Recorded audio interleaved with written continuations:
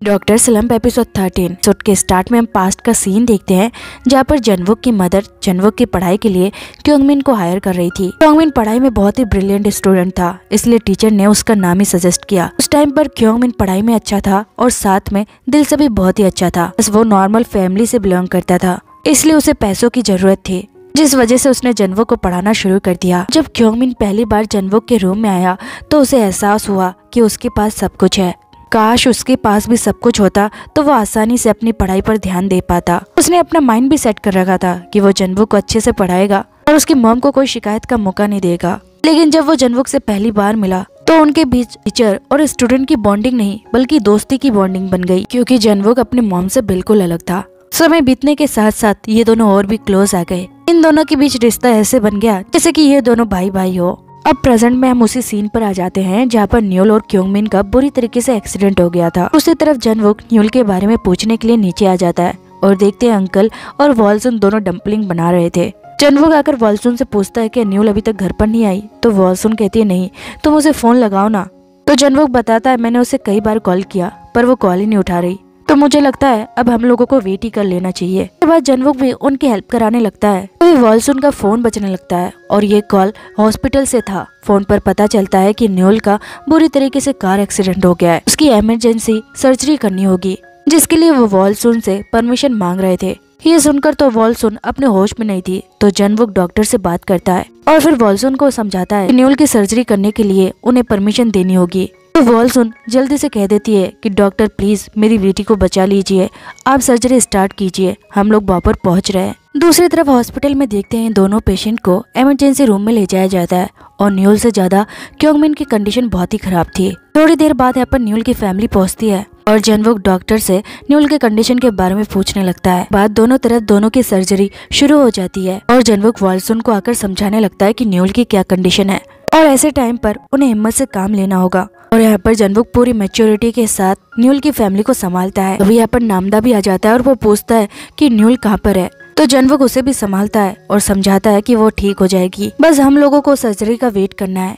Wait करते करते सुबह हो जाती है। तब डॉक्टर ऑपरेशन रूम से बाहर आते हैं और बताते हैं कि न्यूल की सर्जरी सक्सेसफुल हो गई है। अब ये न्यूल के ऊपर है कि वो कितनी जल्दी रिकवर करती है। डॉक्टर के जाने के बाद जनवुक सबसे कहने लगता है कि अब सबको घर जाना चाहिए, अब सब लोग रात भर जगे हैं तो जाकर आराम कर लीजिए। वॉल्सुन बाकी सबको भेजने लगती है और कहती है मैं यहाँ पर वेट करूंगी। फिर नामदा और अंकल दोनों भी हट जाते हैं कि वो तो यहीं पर रुकेंगे। इसके बाद जनवुक बीच में बोलता है कि नामदा और मैं हम दोनों घर चले जाते हैं, मेरी आज एक सर्जरी है, मैं वहाँ से क्लिनिक के लिए निकल जाऊंगा और नामदा न्यूल की जरूरत के सामान यहाँ पर ले आएगा। आगे हम इन दोनों को न्यूल के रूम में देखते हैं जहाँ पर नामदा कहने लगता है मैं अच्छा भाई नहीं बन पाया, मैं हमेशा न्यूल के पैसे चुराता रहा और हमेशा उसी के ऊपर डिपेंडेंट रहा और ये देखा ही नहीं कि वो लाइफ में कितना स्ट्रगल कर रही है। पर मैंने मजे मजे में न्यूल का होमवर्क कर दिया था जो कि मैंने गलत किया था, तो उसके लिए न्यूल को बहुत ही डांट पड़ी और वो पूरे दिन रोई।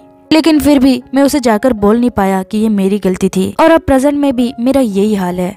तब जनवुक उसे समझाता है कि ये छोटी मोटी बातें तो भाई बहनों के बीच होती रहती है, लेकिन वो सच में एक अच्छा भाई है क्योंकि उसे अपनी बहन की परवाह है। के बाद जनवुक अपने क्लिनिक पर आ जाता है और सर्जरी करने के दौरान भी उसकी पूरी नजर अपने फोन पर होती है, लेकिन काफी टाइम तक उसे कोई कॉल मैसेज कुछ नहीं आता। वहीं दूसरी तरफ न्यूल को देखते हैं, अभी तक होश में नहीं आई थी। उसकी पूरी फैमिली उससे मिलने के लिए अंदर भी आ जाती है, जहाँ पर वॉल्सुन तो उसे देखकर रोई जा रही थी। अभी पीछे से जनवुक आ जाता है और वॉल्सुन उससे पूछने लगती है कि न्यूल को अभी तक होश क्यों नहीं आया। तो जनवुक कहता है कि डॉक्टर ने कहा है कि उसकी सर्जरी बहुत अच्छे से हुई है, तो बस हमें थोड़ा टाइम देना चाहिए, वो जल्दी रिकवर हो जाएगी।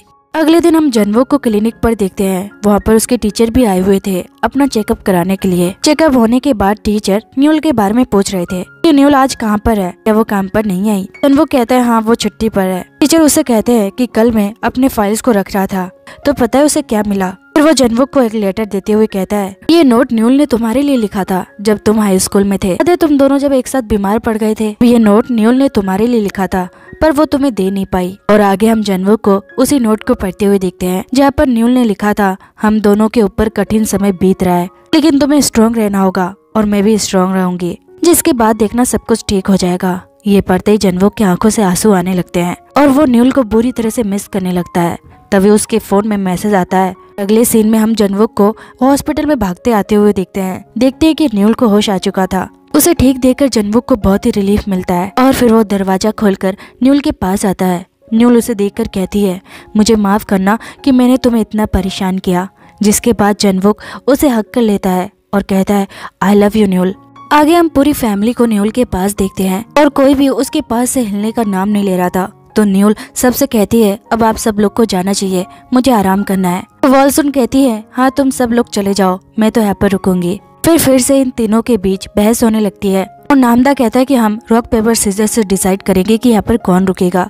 और जब ये लोग डिसाइड करने लगते हैं तो अचानक जनवुक भी अपना हाथ आगे कर देता है और वो जीत जाता है। नामदा कहता है, तुमने चीटिंग की, तुमने बाद में अपना हाथ खोला। तो जनवुक कहने लगता है, ये कितना अनफेयर है, आप लोग दिन भर यहाँ पर रुके थे, अब मैं न्यूल के पास रुकूंगा, आप लोग जाओ और घर पे जाकर रेस्ट कर लो। जिसके बाद न्यूल भी इन तीनों को जाने को कहती है और ये तीनों रूम से बाहर आ जाते हैं। इसके बाद जनवुक बड़ी खुशी के साथ न्यूल के पास जाकर बैठता है और कहता है, ये मत सोचना मैंने चीटिंग की थी, बस मैं तो तुम्हारे पास रहना चाहता था।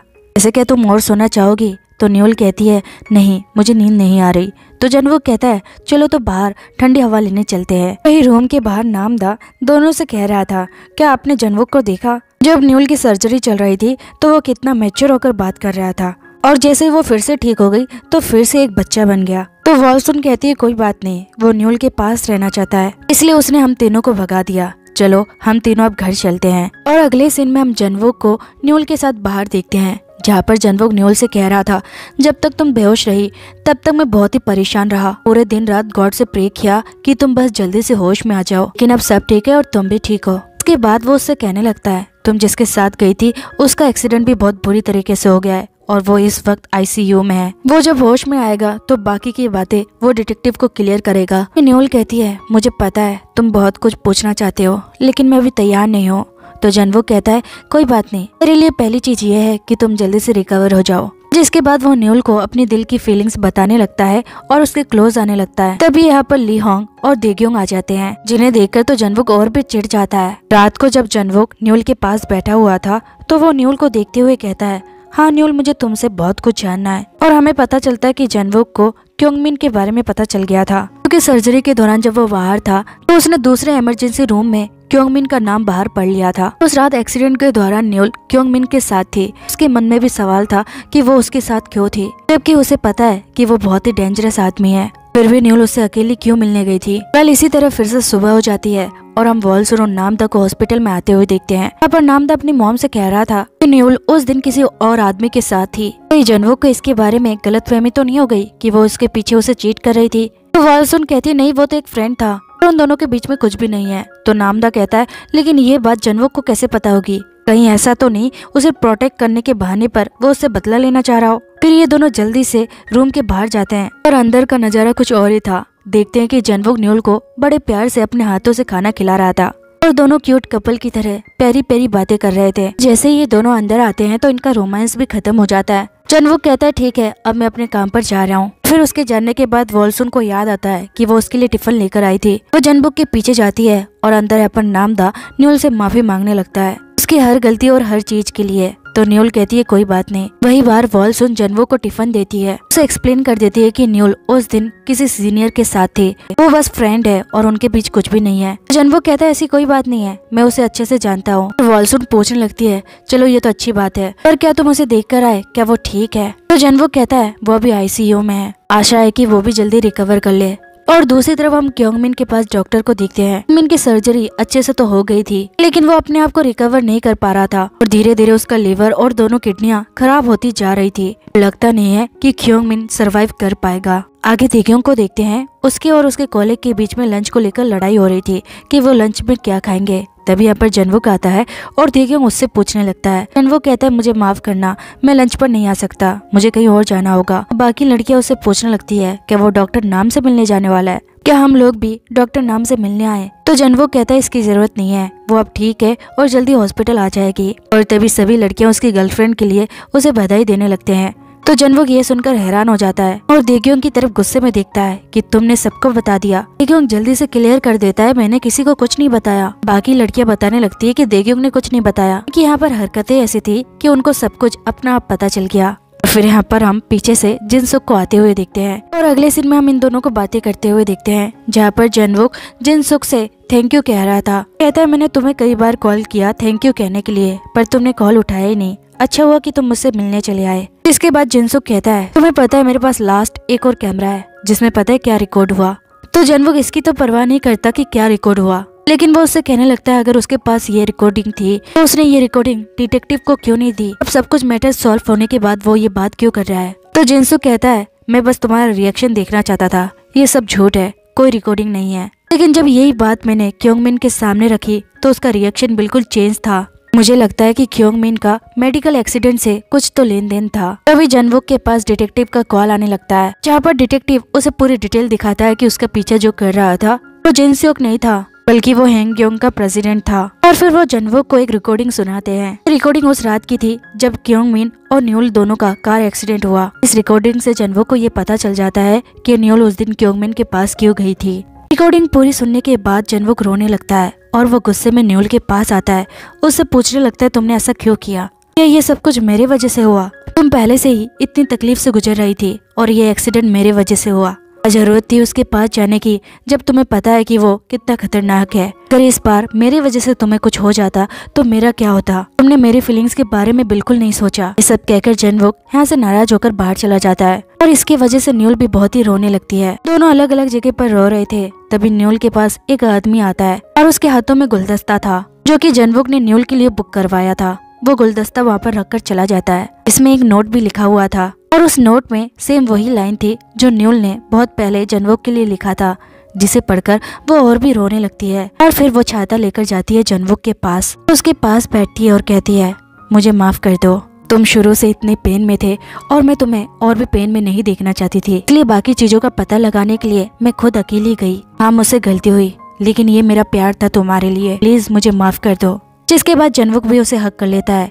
और दोनों गले लगकर रोने लगते हैं। वहीं दूसरी तरफ हम देग्योंग और लीहोंग को साथ में देखते हैं, जहाँ पर लीहोंग बता रही थी कि उसके हस्बैंड से डिवोर्स कैसे हुआ। उसके हस्बैंड ने उसके पीठ पीछे किसी और औरत के साथ उस पर चीट किया था। ये सब कुछ जानने के बाद देग्योंग को उसके लिए बुरा फील होता है। और फिर जब इनका खाना खत्म हो जाता है तो ये देखते हैं कि लीहोंग का छाता तो कोई और ले गया। जिसके बाद इन दोनों को एक ही छाते में घर जाना पड़ता है, जिससे ये दोनों और भी क्लोज आ जाते हैं। दूसरी तरफ न्यूल जनवुक को बताती है कि एक्सीडेंट के बाद क्योंगमिन ने उससे क्या कहा। और फिर से हम पास्ट के सीन में चले जाते हैं कि क्योंगमिन अपनी परवाह ना करते हुए भी जनवुक को पढ़ाई में बहुत ही हेल्प करता था। तो उसके लिए कितना ही उसे हार्ड वर्क करना हो या फिर पूरी रात जागना हो, लेकिन एक रात को उसके डैड का उसके पास बहुत बार कॉल आया। क्योंगमिन ने जनवुक के मदर से रिक्वेस्ट की कि वो 2 घंटे के लिए घर जाना चाहता है, क्योंकि उसके डैड ने बहुत ज्यादा ड्रंक कर लिया है और ऐसे टाइम पर वो ही हमेशा उन्हें लेने जाता है। लेकिन तब भी जनवुक की मॉम ने उसके साथ बहुत ही रूड बिहेव किया। काफी रिक्वेस्ट करने के बाद भी